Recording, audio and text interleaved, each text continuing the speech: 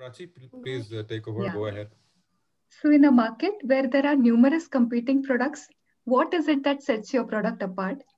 So, let's get to know this from Sangeeta in her session on technical communicators and product usability 101.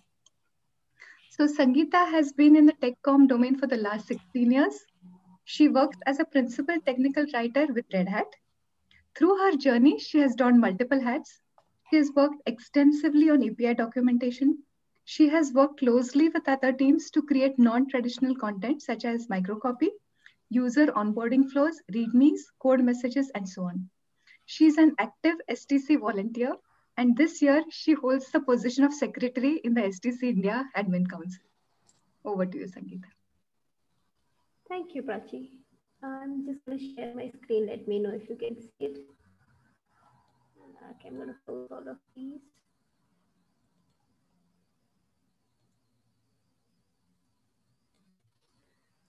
Is this okay? Prachi, does it look okay? Yeah, it's fine. You can hear me good, right? Yes, yes. All right. All right. Thank you so much, Prachi. Thank you, everybody, for joining this session.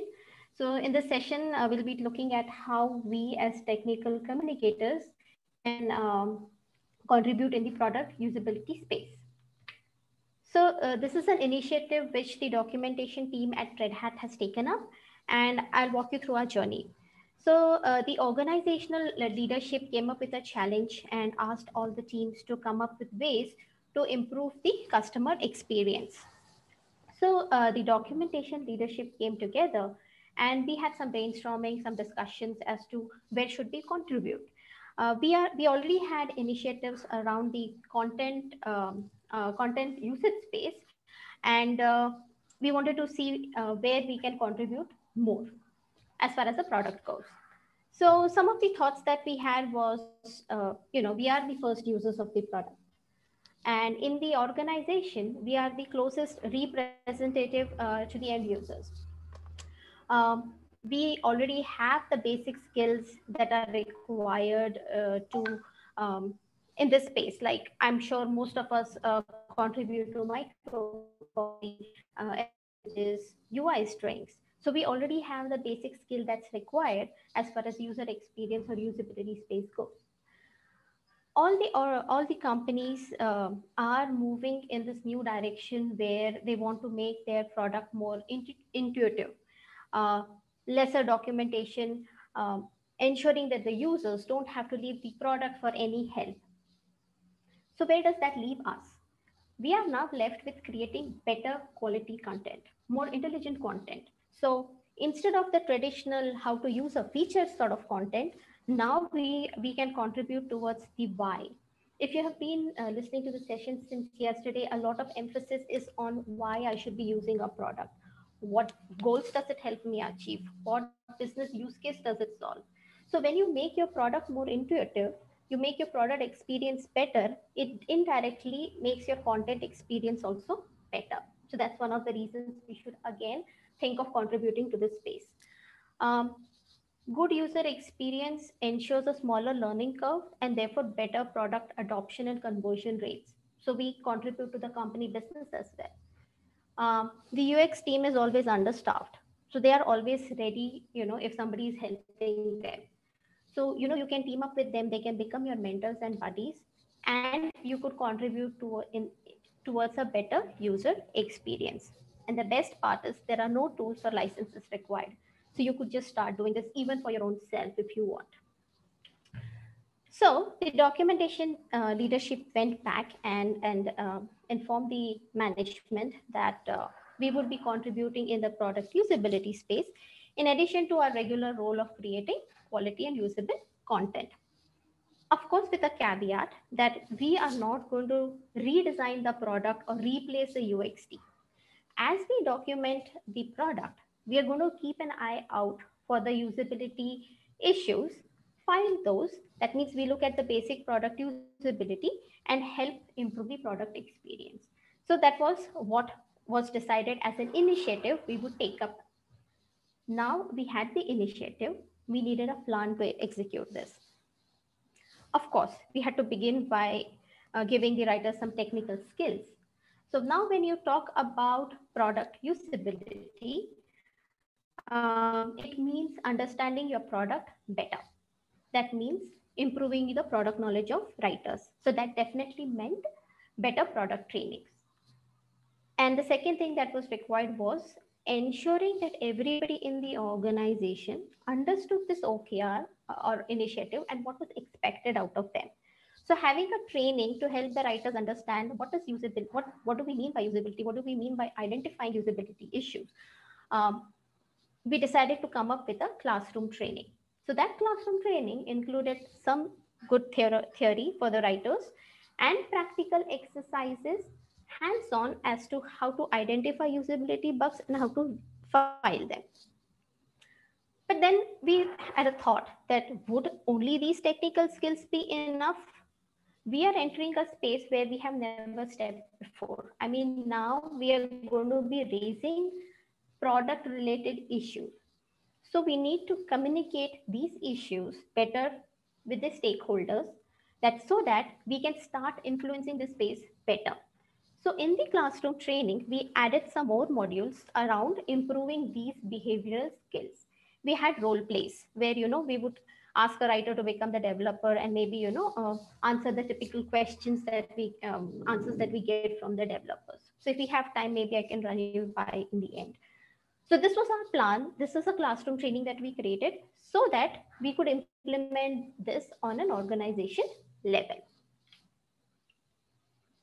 So now let's look at some examples from our real life and work life before we get into the theory of usability. So if you look at this lift button or the stair, they're definitely functional, but are they usable? I mean, can you go to the lift and just click a button? No, you have to stand back and think a bit. Those stairs definitely look like a recipe for disaster. Probably you will tumble and fall down, right? If you look at this table, it looks like everything is okay. But as a user, if I want to sort on operating system, do I have the sorting available there? No. So it's failing my usability at that point.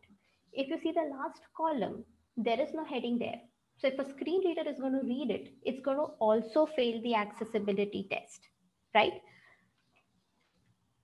I'm sure all of us would have seen an error message like this, which never made sense. Example of really bad usability.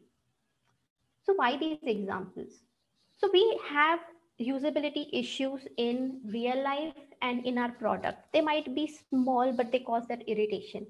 And what we need to do is hone this skill, develop the skill of finding these issues. So maybe, I hope by the end of this session, you'll start identifying usability issues all around the space.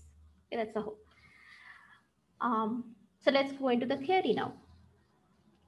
So the Nielsen-Norman group is a pioneer in the space of user experience. So user experience, usability, anything in this space, they are the best resource. So do check out their website if you want to get started here. Now let's begin with the theory. What is usability? Again, according to the Nielsen-Norman group, usability is assessing how easy or difficult it is to use your user interface. As a user, can I use your product easily? Does it help me achieve my goals easily? So these are defined by 5 components. That's learnability. How easy is it for the user to learn and use your product? How efficiently can they use your product?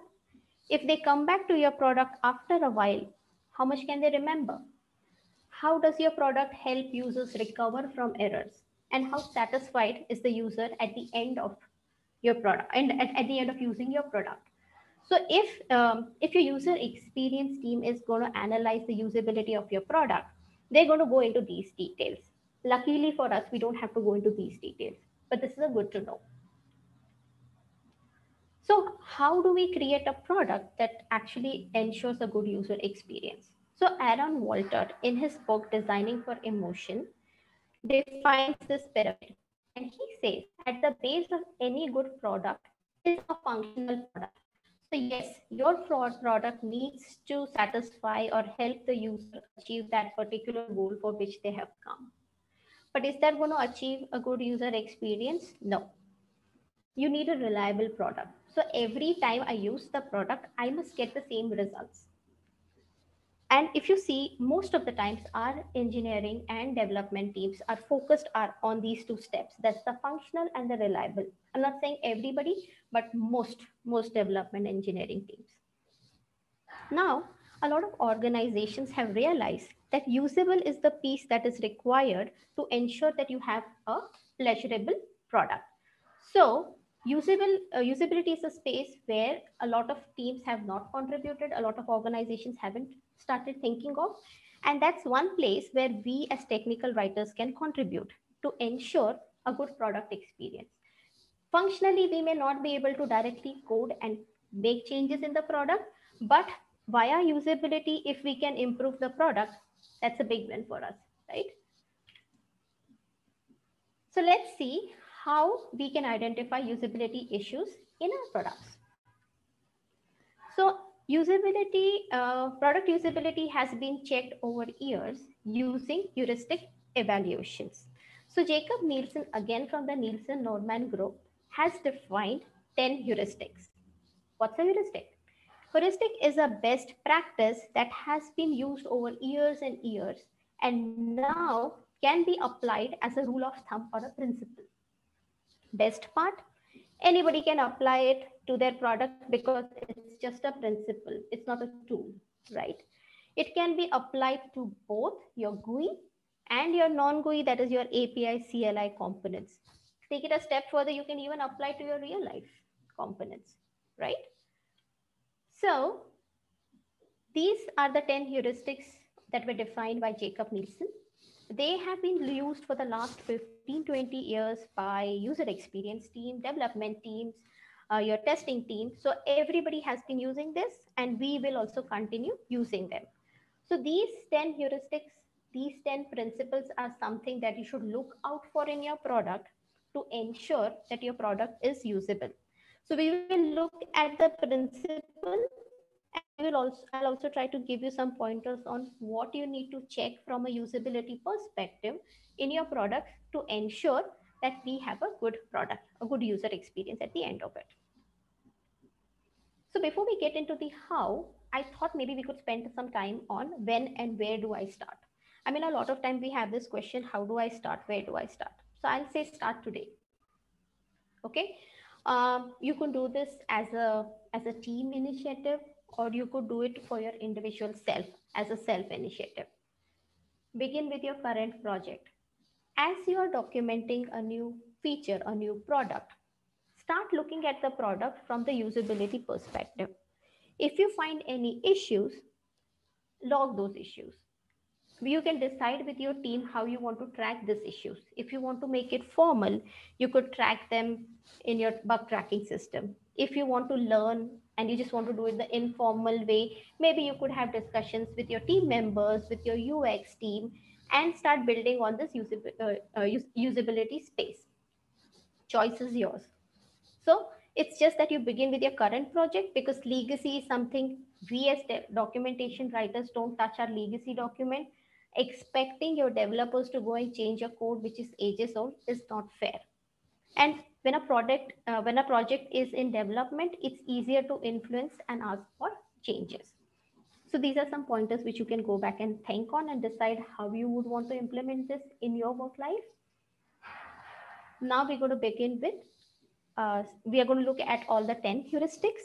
What does each heuristic mean? And what is it that you need to look out for in your product so that it becomes better, it becomes more usable. Again, in the Nielsen-Norman group, you have a video for every heuristic and you have a PDF file which summarizes that heuristic. So you could use these two resources as you're getting started. So the first heuristic is about visibility of system status. This heuristic talks about the two-way communication between the user and your application. So what does this mean for us? If there is any system specific specific information that your application should provide the users, ensure that it's displayed every time for the users to see. For example, you will see that the battery, the network, the VPN, these system parameters are always shown on your laptop, on your mobile. So say your application, you're connected to a server, show the server connection status because that's a system status that the user needs to know. If you are on a storage device, what is the space available, right? So you need to keep an eye out for what are the system parameters that the user needs to know at any given time. So the second part that this heuristic talks about is providing feedback to user action. So every time I select or unselect, deselect a button or any UI component, that action must be shown to the user in the sense that the system has registered it. So when you click an icon, you see the pressed but icon effect, right? What does that mean? Mentally, you know that, okay, I've clicked the button and the system has registered that action of mine.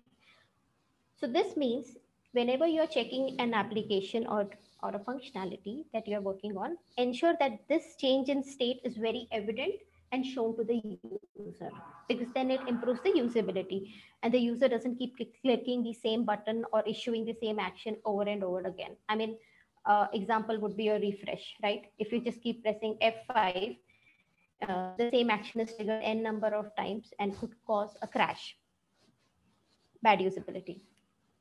If the user clicks a button and the execution is going to take some time, show the execution status.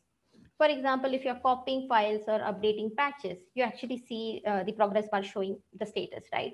So in case your application is connected to a server and you have asked for some information and that's going to take some time, so you can have a progress bar showing that yes, this action is in process. So that's how you improve the usability from this heuristics perspective. I have put a what do we check for a checklist that I use. And you can go back and use this as a starting point. I'll be skipping the slides in the future heuristics because we are already talking about it, but I just wanted to let you know that yes, we do have a checklist that I've provided to you. The second heuristic talks about matching the system and the real world. What does this mean? That, this heuristic talks about speaking the user's language.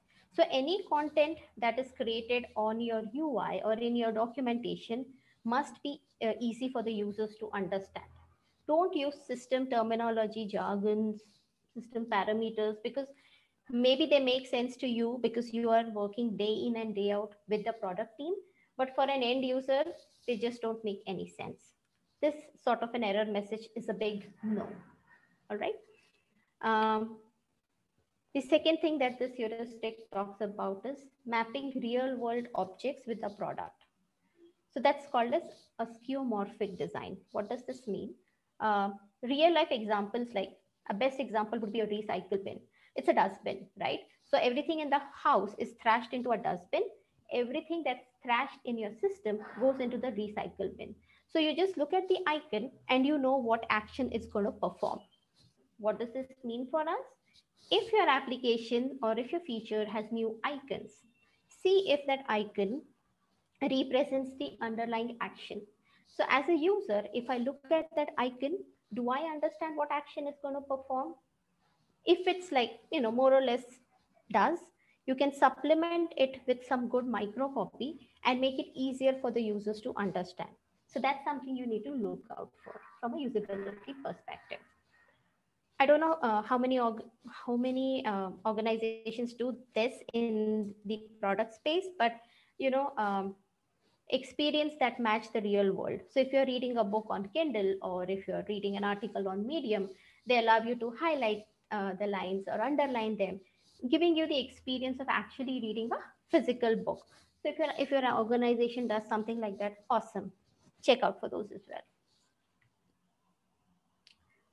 The third principle talks about user control and freedom. So as a user, I want an emergency exit whenever I'm making mistakes. That means I should have the capability to terminate any action at any point. So your cancel buttons, your exit buttons, the close buttons are these emergency exits that you need to provide your user. So this heuristic is important because this allows the users to go back to the previous stable state that they were in. So say you have a new functionality, I start using the new functionality and I'm not comfortable. I think that, okay, this is not going well for me, I need to exit. If you don't provide an exit out of it, the user is never going to go back to the previous stable state. So ensure that there is, even if the user makes a mistake, is there any way to go back to the previous stable state? One of the ways of doing it is providing undo and redo, right? So most applications provide undo and redo. And what you need to look out for is if you're testing a new feature, or if you're testing a new application, does it support the undo redo operations? If you have dialog boxes or if you have fields, are they editable? Because that again gives the user the freedom to go back and make changes. So user freedom, very important. So I'm sure all of you, when you have deleted, would have seen this undo or restore sort of messages, because they help you undo a previous action and go back to the state where you wanted to be in. I'm going to spend some time on this dialog box. So whether we should have series of dialog box versus a dialog box wizard, that's again something that you can discuss with your UX or your engineering team. What do I mean? So in a wizard, you see these 6 steps, right? So, and every step technically could be a separate dialog box by itself. So does having a separate dialog box work versus having it all in a wizard where the users can go back and forth and change the parameter works better for your application? Say you have different dialog boxes and I have set the page design, I've set the printed items, I'm on footer. And now I realize, hey, I want to make some change in the page design. So I'll have to cancel the footer operation and maybe go back to page design. So what I'm trying to say is just take a step back to see what works best for your application. And maybe you can also have these discussions with your user experience team, because that will help you understand the design principles better. The fourth heuristic is about consistency and standards. And this is where we can contribute a lot, because we believe a lot in consistency, right? We write consistency, something that we swear by, I would say. So what does this heuristic talk about? It talks about having consistent design so that the learning curve is smaller for the user and they can easily adopt to your suite of products, just not to your single product, but to your suite of products. Let's break this down. So there are different types of consistency. You have internal consistency. What is an internal consistency? Every organization has a well-defined design template so that all the products in that organization have the same look and feel, and some standard menus are the same. This is an example from Red Hat. Other examples could be your Microsoft products or Google suite of products. So when you go from one product to another, it's very easy to use the product, adopt the product, because they have the same look and feel. They have the same basic parameters. So it's easier for the users to use these products. External consistency. That's something, again, you need to keep an eye out for. So there are some universal standards. Like, for example, the home page takes you to the landing page. Like, have you seen any website that takes you to any other page? No, it's a universally accepted norm. It's possible that you deviate from that, but nobody does, because it's a pattern. It's something that's set in the user mind, and it's very difficult to break those patterns. So make use of them rather. The gear icon, like universally, in all applications, whenever you see the gear icon, that it's a settings icon where I can go and change my settings, right? You don't even have to think twice. So keep an eye out for such external consistencies that should be there in your product. Consistent terminology, that's where we can come in a lot. Even before we start documenting, we create a term base for ourselves, right? So ensure that you extend that term base to the UI as well. The developers are not so inclined to use consistent terminology because it's like words for them. So account definition document can become account document and they wouldn't find that difference. But we are there to ensure that that doesn't happen. Consistent terms across products, across your suite of products, and consistent with your documentation. So we can ensure an overall consistency in the product and the content. Error prevention. So this heuristic talks about creating good designs so that we can prevent errors. So user errors are something that will happen. I mean, there's no way to get rid of them, but we could reduce them or help the users avoid these errors. So users are either distracted, and because of which there are errors, or they don't understand the functionality, use it incorrectly, and therefore you have user errors. So we can take care of these errors by some good design practices. So let's see what is it we can do. You could have placeholder text for fields that require information in a specific format. For example, date field. I mean, you could write date in n number of ways. But at the back end, if your system is being hard-coded in a particular way, the easiest would be to put a calendar, right? If you cannot put a calendar there, at least give a placeholder text. So if you see these missing, you go to the developer and say, hey, this doesn't work, right? Sometimes you may see error messages. For example, the date has been entered in an incorrect format. So you take a step back and say, is this error message required, or I can prevent this error? Can I put a calendar there and prevent the error rather than giving an error message without having any help for the user? So that's something, that's an ongoing skill that you will need to develop. Providing defaults. It's very important to provide defaults in your application for two reasons. One, the users can directly start using your application. Secondly, it reinforces the organization recommended default values. So ensure that you always have some default values set for all your parameters in your dialog boxes. Providing previews, very important again, because users get a chance to look at all the parameters or fields that they have filled in, and if they want to make any changes, they can go back and make that change. So you have that user freedom still available to the user before actually making a change. Asking for confirmation before destructive actions. So I'm sure all of us would have seen a message like this when we delete something, because that's a permanent action, right? So we get a message saying, do you want to delete something? So if you're connected to a server and you're disconnecting, do you want to disconnect from the server? So you need to ensure that actions that cannot be undone with an undo operation must ask for confirmation. Google. If you have typed the term attached in your mail and if you haven't attached a file, they actually go a step ahead and prevent that error by telling you that, hey, you wrote attached, but you didn't attach a file. Do you want to send it anyway? Right? So these are ways to prevent errors.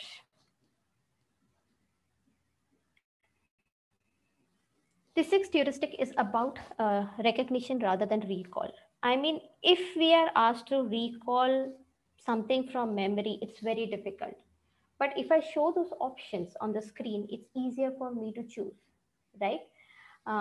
In the same way, show the options that are required for the user to complete a particular functionality or to for the next steps on the UI rather than expecting the users to remember. As an example, instead of a drop-down menu, say you have a text field where you expect the users to fill in. That is possible that they would commit some user errors there. For example, say you have to type in a state in India, and if it is Maharashtra, there is a chance of a typo, an incorrect spelling resulting in error in the form submission. So save all that by giving a drop-down list. So what you need to look out for is having choices in the menu versus expecting the users to actually type in those options. And again, support these menu choices with really good tooltips. So Ensure that it's easier for the user to use your UI. So this is an example from Red Hat. So if you see here, if I want to assign roles, I get a dump of all the roles. They've gone a step forward and given a filter box as well. So if I want to see all the roles that are specific to say catalog, I can just type catalog and all the roles specific to that catalog would come up there.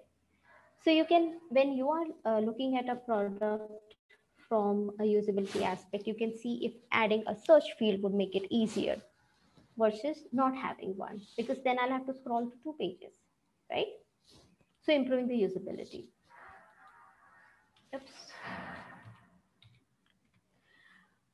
If you see Git UI, it lists all the branches and doesn't expect you to remember, right?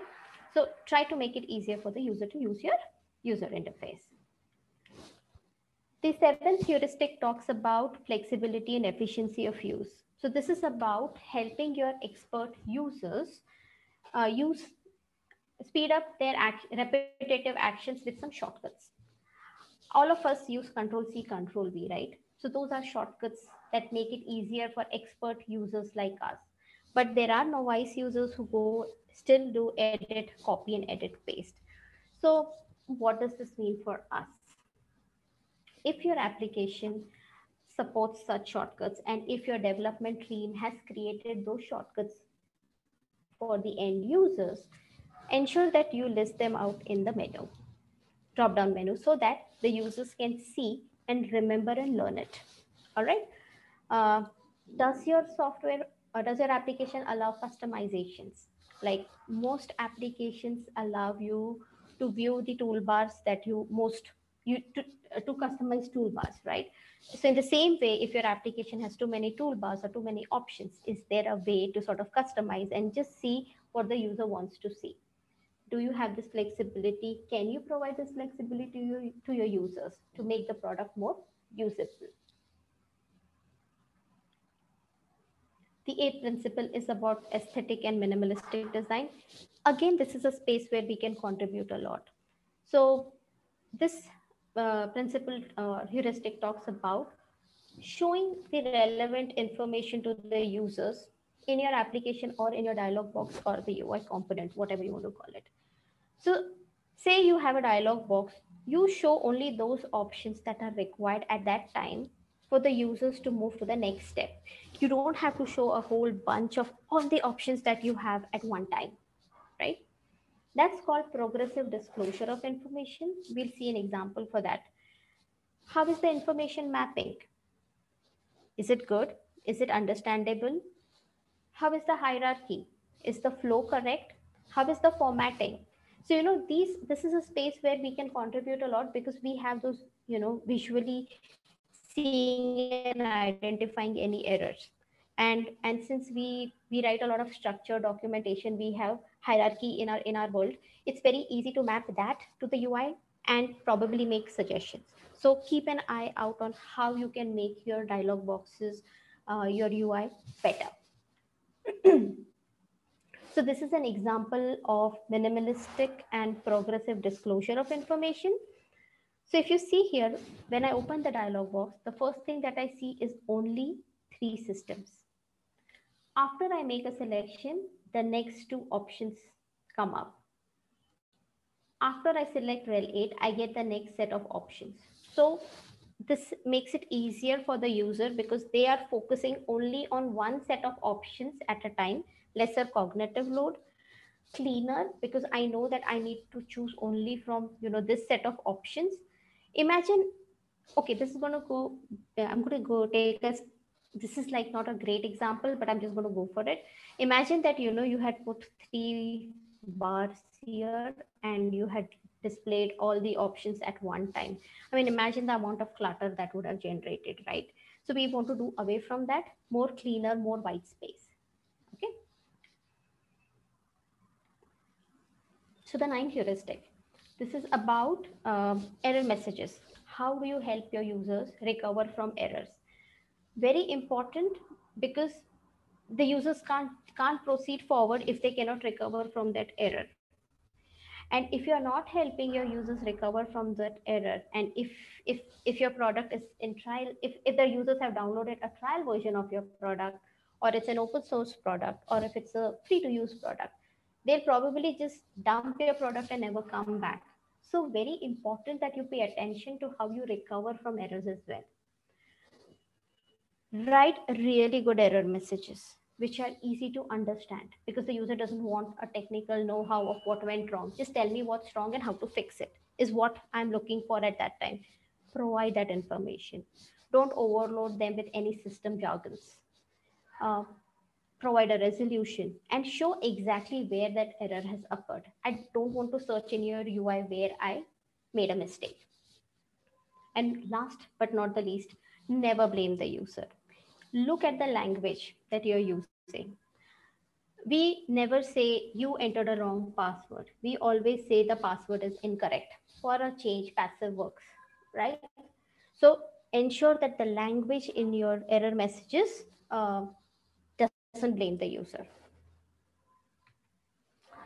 So this is an example of a really good error message. I'm trying to copy a file with the same name, and I get this message. It says, it's a file conflict. So either I can replace it or I can skip. So skip is my emergency exit. I can cancel and go. Or I have the user freedom to rename the file and just save it as a new file. So if you see, it's a good error message. It told me what's wrong and how to resolve it.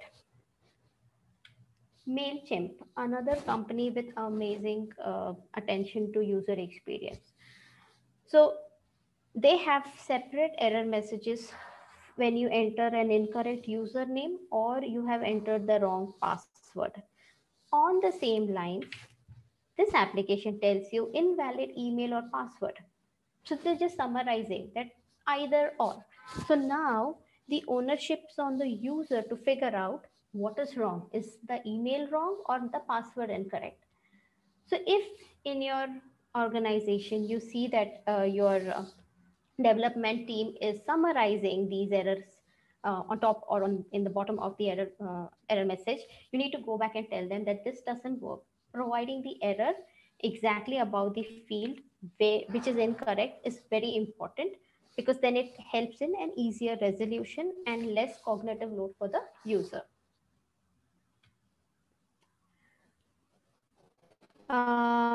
Providing the error in the right context, again, very important. So in this example, if you see, the URL field is mandatory for the general pane, right? For some weird design problem, I'm allowed to go till the client details pane, and there I get a message saying URL cannot be empty. I don't even know where I missed the URL field, right? If it was so evident, I wouldn't have missed it.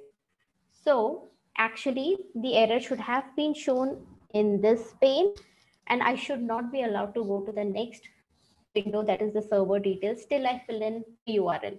So keep an eye out for such usability issues.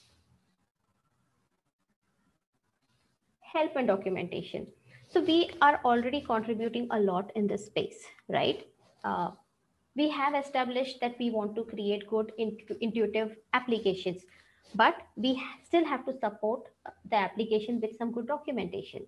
So we continue to write our guides, our release notes, tutorials, knowledge base, and we also continue writing good microcopy. So any help in the application or out of the application should help the user go to the next step. So your tooltips must also ensure that they sort of help the user, guide the users to the next steps. Your help documentation must be easy to search, should be focused on user tasks, and should provide concrete steps on what we need to do. And I'm sure all organizations do this.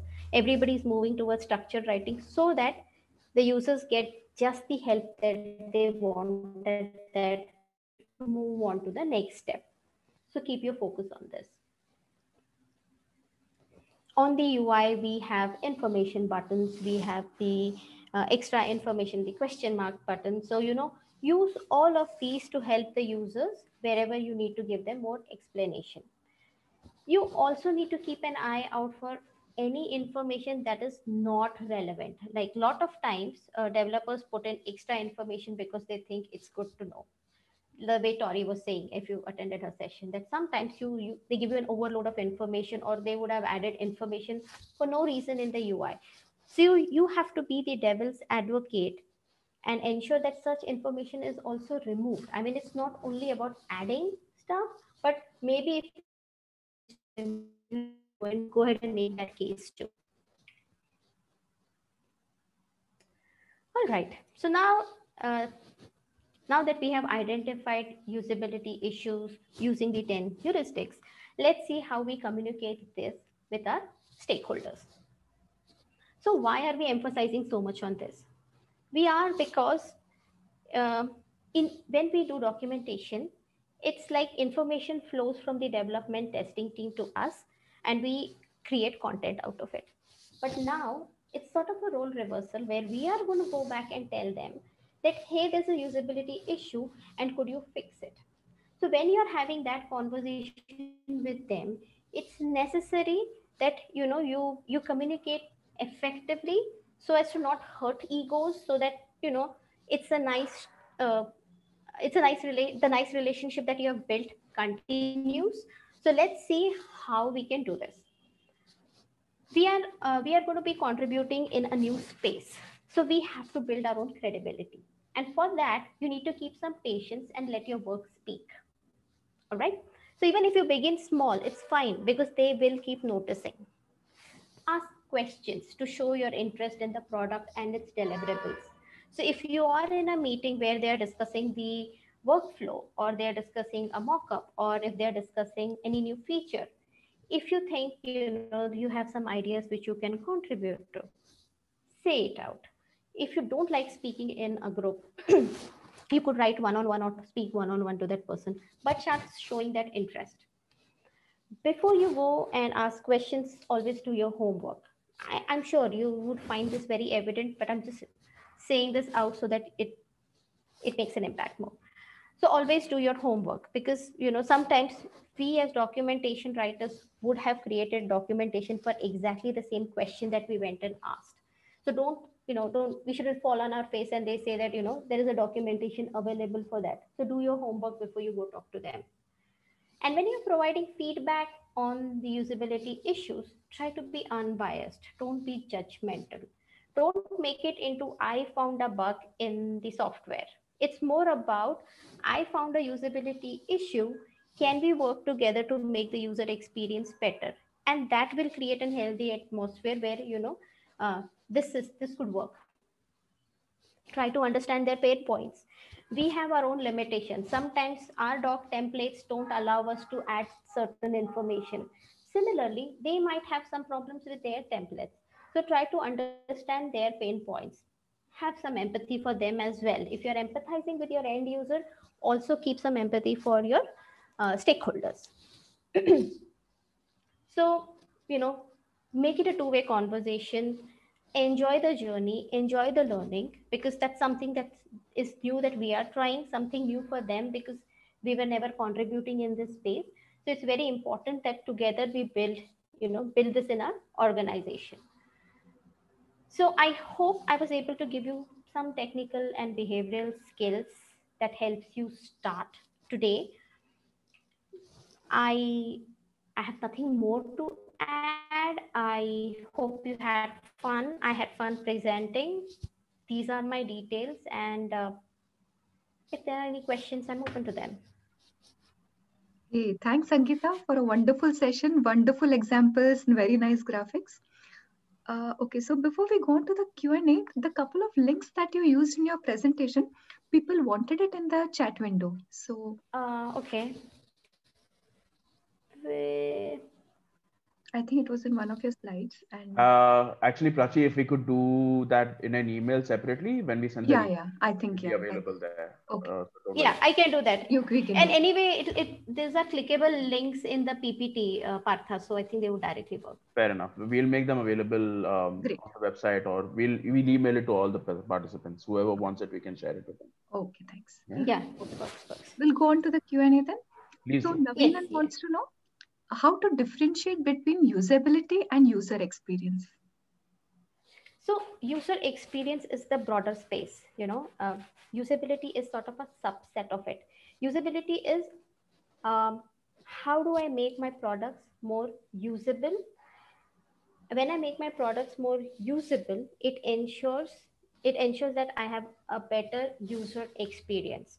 So the distinction is user experience is a broader sphere, a broader term wherein everything that is user specific, like your design, that creating a very good design for a good user experience, creating good usable product for a good user experience. So user experience is the top umbrella under which we are going to ensure that all these small pieces work together to create a delightful usable content. Like a reliable product ensures a good user experience.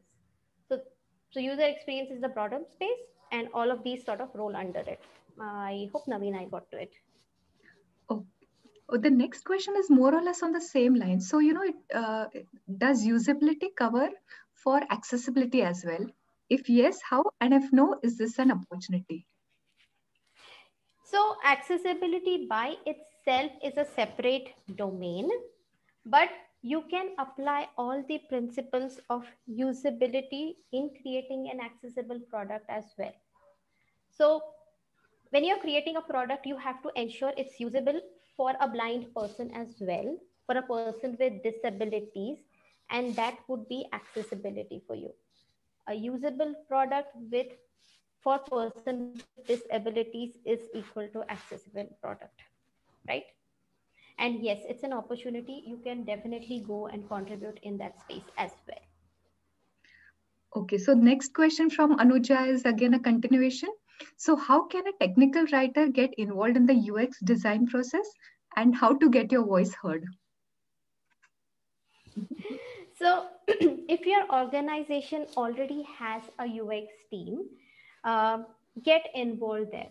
So whenever your development team is discussing design with say the user experience team, with your product management team, ensure that you get called into those meetings. So slowly you start hearing them talk about the designs, the mock-ups, and then you can start contributing there. And yes, definitely the voice is heard, because if you're going to make a valid point saying that, hey, this particular design has this particular issue, and if it is valid, they have to hear. Maybe they might not do it in that release because they already have their backlog set, but if you are going to raise an issue, if you're going to file a ticket, it's going to be there in their backlogs and they have to hear. So uh, Anuja, yes, your voice is heard. It's just that you need to get involved. Ask your uh, product manager to involve you in these meetings. You can talk to your documentation leads as well to ask you to get an invite into these meetings. So whenever the engineering team is discussing product design, you can definitely be a part of it. D. Datta wants to know, if an end user of your product wants to customize a particular feature, on what basis would you consider their demand? Would that be according to a predefined number of users who have asked for that same customization? Customization is tricky because so what we are talking about is generic customizations that you would provide as an organization. So typically when you are designing a product, your user experience team would have done user research. So definitely a user research goes into place. Your product manager would have spoken to your end users, so they already have a plan about what customizations do the users require, and they are going to come back, sit together and decide that, hey, these customizations work for say 80% of my users, so let's go ahead and create make these customizations possible in my product. So these are more driven by the user analysis or audience analysis that would have been done by your teams versus just doing it for one user per user basis. So more on your user analysis that your teams would have done.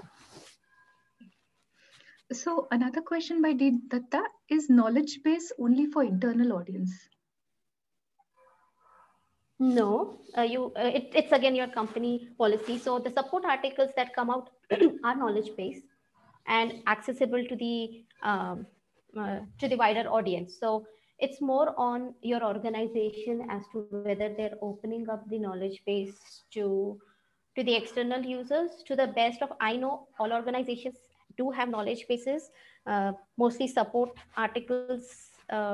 related articles are created there, and they are available to a wider audience.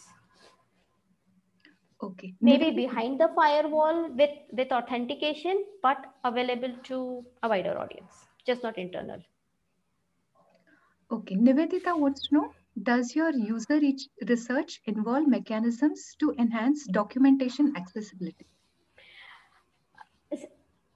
Fortunately, unfortunately, most organizations do the most minimum level of documentation accessibility. I mean, everybody tries their best. Like in Red Hat, we ensure that we have alt text written for all images. If you have the Eclipse's menu, then we have some sort of command name defined for those options. So sometimes you have those 3 ellipses, the 3 dots that you see, and most of the times you will not have a command or a function name for it. So we ensure that there is a label for it, so that when we are documenting, we are able to make it more accessible by giving an alt text to that. So it's yes and no. We try our best to keep our document accessible, and at that time we also try to influence the product, uh, making sure that they also follow certain accessibility guidelines. Like we try to avoid inline links, so that's a conscious decision that we try to make in the organization. And we do have sessions around it, how at the writer's end we can improve the accessibility of a product documentation. I hope I got that, all of it. So a quick time check, Rajiv. Can we take 3-4 questions more? How are we doing on time? Yeah, please go ahead. Go ahead. Okay. Thanks. So Sadhna wants to know, what trainings were the technical writers provided to get a start to contribute in their current teams to achieve this collaboration with UXT? So we did the classroom training that I spoke about, so we have decided that we will be using these 10 heuristics, and that's enough for the writers to sort of get started. So have a checklist that will allow them to sort of like your doc checklist, have a checklist that they can sort of tick and ensure that certain parameters are passed, and they're able to check the usability of the product. So if I had to say, the only training that we gave them was a larger training of what I gave today. So we have like a 2-day training, and with more examples, with more hands-on examples from our own products, where we showed them that where they could improve the usability aspect of the product. So Bishwajit wants to know, for getting engaged in UX discussions, does a technical writer need to learn UX design techniques? No. So this is like, so you don't have to, so we are not replacing the user experience team, right? So we are trying to do what best we understand. So as technical writers, we do have the basic skill sets. We are just trying to hone those skill sets. So you need to understand a bit, of course, but not so much that you can't go and have a conversation with them. So just the basics should be good enough. Okay. The next one, are there any guidelines in what context one should use tooltip and when to use the information button? So information button is when you have more text, and it's, so the label is understandable enough for the user, and now beyond that you want to give them some information. For example, if you go to Facebook, so they have this question mark next to the age, and they tell you why they're asking you your age. So the date of birth technically doesn't require a tooltip, but the information icon is why I'm asking you for this information, or why do you need to use this. So if you want to give any additional information over and above the label, which is self-explanatory, is when you would use the I button. Kumari wants to know, how would you differentiate user experience from customer experience? That's a tough one. Yeah, it's a tough one. I am thinking, how do I answer that? So if you, I would say it's, my user is my customer, right? My user is my customer. So if I ensure that my customer has a good user experience of my product, has a good user experience of my documentation, has a good user experience on my overall end-to-end product usage, I think that would ensure a good full-fledged customer experience. Okay, this is just that I can think on top of my head. So maybe a customer experience would be an end-to-end experience, and user experience can be specific to a component. So a good product user experience, a good content user experience, and all of this together would ensure that I have a good customer experience at the end, a happy customer at the end. I don't know if Kumari, that helped, but So Kumari has a follow-up question where she talks about yesterday's session by Tori, and where Tori spoke about the UX writing process, purposeful, concise, and such. So do you think in India we are following something similar or not at all? Oh no, we are doing now. If I mean, I was very happy from yesterday. All the sessions have reinforced sort of the examples that I gave. So, Tori said that you have to write really concise, good messages. So, why the information button versus a tooltip? That's a good example, right? That in the tooltip, you will just give what that command does, and an information would be the lengthy procedure, which probably your development team wants to put in, because that's an information that you need to give your user. So if I had to speak from my experience from the last couple of years, all organizations are moving to providing concise, crisp, smaller messages.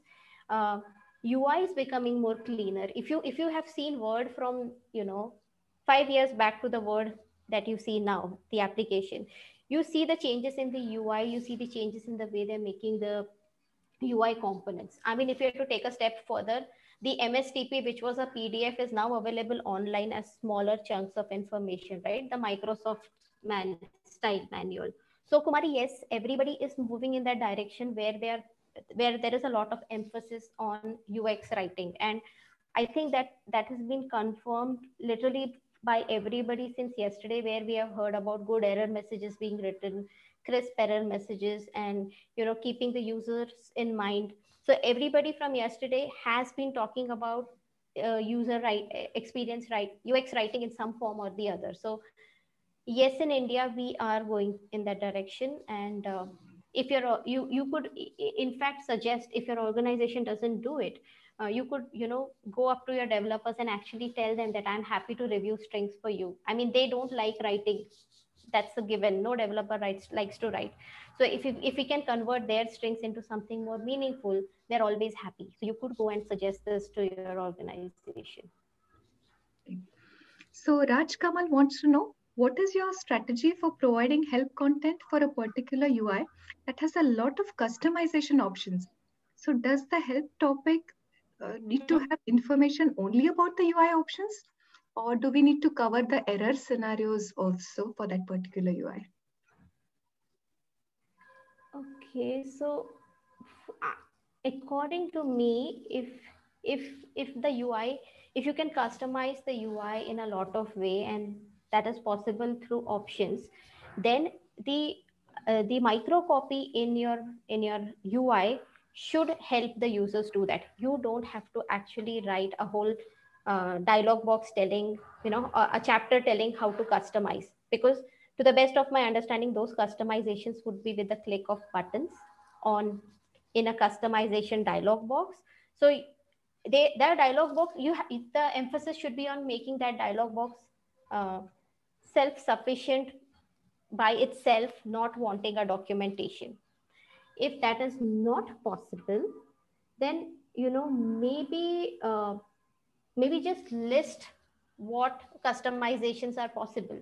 So for example, if a button is going to allow you to customize, say, XYZ. So if I have a button that allows me to customize my user profile, you just say that the commands under this particular label will allow me to customize XYZ, and just leave it at that. Because even if you try to explain it to the user, I think it will go waste, because it'll be too much content. So Mithun wants to know that it has been observed in our organization that users prefer to read and click inline text rather than clicking icons. So what is your take on this? Inline links rather than clicking icons. So where this would be in the documentation, I'm assuming. So why would you have clickable icons, Mithun? If you could probably elaborate a bit on what do you mean by, Pranchi, if you can understand, do you have? So Mithun, will you type in the Q&A? Will you reword your question if possible? We'll quickly go to the next one. We'll come back to you, Mithun. So Pritesh wants to know that cognitive load heuristic, which you discussed regarding reduction of dependency on user memory for navigation. So in this context, don't you think the UI becomes component heavy? Dependency. So that's where minimalistic design is going to come into place, right? Your design shouldn't be heavy for the user or for the application. So therefore, you have to ensure that you show only those options that are important at that time, and then you progressively disclose information after that, so that the application at one time is not going to throw all the options out for me. So that is going to make it difficult for the user. So you also have to follow the heuristic of minimalistic design and progressive disclosure of information to keep the UI and the cognitive load in balance. Okay. There was one question from Joseph in the chat that how can enhanced documentation help to overcome and support usability issues with the product or solution? Okay, I did not understand. Can you say that again, Prachi, please? Yeah. So how can enhanced documentation help to overcome and support usability issues with the product? See, the whole take that we have here is that we shouldn't be documenting any workarounds or anything that's wrong or incorrect in the product. So if there is a usability issue, what we want to try with this heuristics is to solve that issue so that your documentation is cleaner and gives the experience that the users want. So it provides only that information that is needed. But suppose for some reason we cannot solve that heuristic, then we have no choice but to sort of support it with better documentation so that your user is not stuck and they know they are able to move to the next steps. So if you want my take on it, yes, you can begin with creating documentation for such usability issues, but maybe bring it up in your team meetings, bring it up with your development or teams or your stakeholders that, hey, this is causing a bad product experience and a bad documentation experience as well. So to have a consistent, good user experience, let's try to fix this issue. Okay. A last question? Yeah. If writers get into UX writing, should writers go for heuristic evaluation or analysis training? So if you want to get into UX writing, so UX writing is different from the heuristics. Heuristics is more from a usability perspective. UX writing is for writing on the UI. So how would you write tooltips? How would you do the voice and tone? So everything that Tori spoke about yesterday, if you attended her session, if you didn't, it's more about everything that is about content on your UI. So there are two different things. You have to decide which space you want to mature into. So if it is UX writing, then you need to go into the UX writing training. And if it is heuristics, there are a lot of videos available. You can just online search for them and improve your skills. Okay.